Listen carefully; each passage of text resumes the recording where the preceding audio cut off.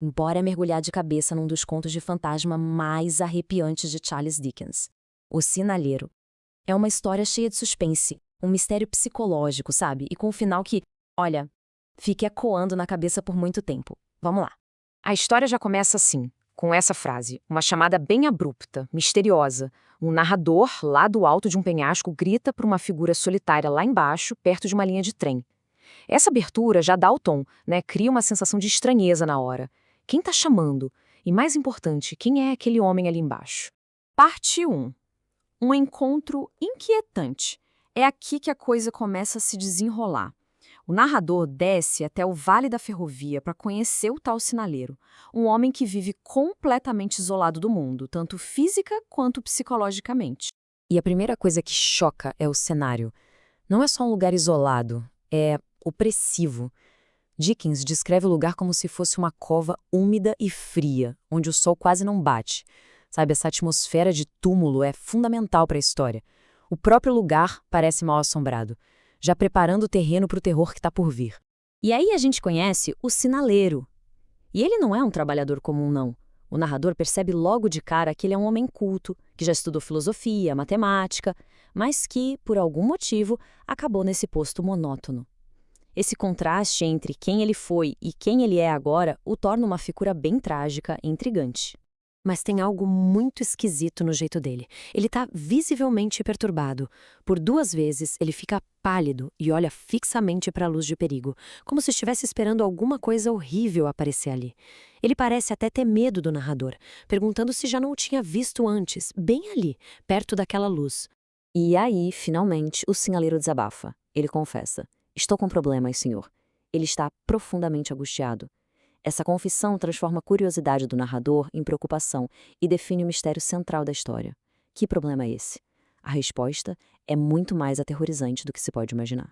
Parte 2. O fantasma e a tragédia. É aqui que o sinaleiro finalmente revela o que está causando todo aquele terror. Não é um problema qualquer, é uma assombração. O terror que o sinaleiro sente segue um padrão bem sinistro. Ele conta que uma aparição fantasmagórica surge perto da luz vermelha e toda vez que isso acontece, uma tragédia vem logo em seguida. Vamos dar uma olhada nesse padrão. A primeira vez foi há 1 ano. O fantasma gritou um aviso e gesticulou de um jeito frenético. O sinaleiro, sem entender nada, não fez nada. 6 horas depois, um acidente de trem devastador aconteceu e os mortos e feridos foram levados exatamente para o ponto onde o espectro tinha aparecido. 6 meses depois, a aparição volta. Só que dessa vez é diferente. Ela fica em silêncio, cobrindo o rosto com as mãos, sabe? Num gesto de profunda tristeza. Horas depois, uma jovem morre de repente num trem que passava. O padrão se confirma. O fantasma é um mensageiro da morte. Parte 3. O perigo presente. Isso tudo nos traz ao agora da história. O fantasma voltou e o sinaleiro está atormentado, desesperado para impedir a próxima catástrofe. Na última semana, o fantasma tem aparecido sem parar, repetindo o primeiro aviso, o grito e o aceno desesperado. A assombração não é mais uma lembrança ruim, é uma ameaça real, constante. O suspense é quase insuportável. E aqui está o grande dilema dele. O sinaleiro está paralisado. Ele sabe que uma tragédia está vindo, mas o aviso do fantasma é muito vago. Ele não sabe o que, onde ou quando. A angústia dele é palpável. Isso aqui resume perfeitamente o beco sem saída em que ele se encontra. Se ele dá um alarme geral sem nenhum detalhe, vão achar que ele enlouqueceu e vai perder o emprego. Mas se ele não fizer nada, vidas podem ser perdidas. Ele está preso entre o dever e o sobrenatural, carregando o peso de uma responsabilidade impossível. Parte 4. A revelação final. O narrador preocupado promete voltar no dia seguinte. E é nesse retorno que a história chega ao seu clímax. Um clímax trágico. Conforme se aproxima, o narrador tem um pressentimento horrível. Ele vê um grupo de homens reunidos perto do túnel e uma tenda improvisada que não estava lá antes. Naquele momento, a gente já sabe, a tragédia prevista pelo fantasma aconteceu.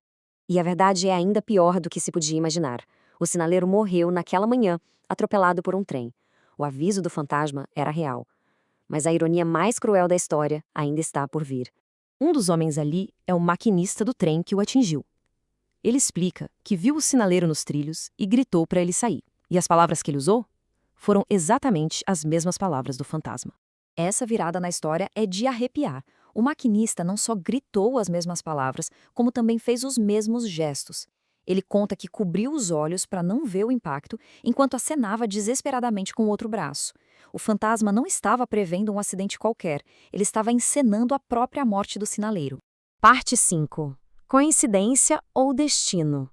E a história termina nos deixando com essa ambiguidade perturbadora, que nos faz questionar a natureza da realidade e da nossa própria percepção.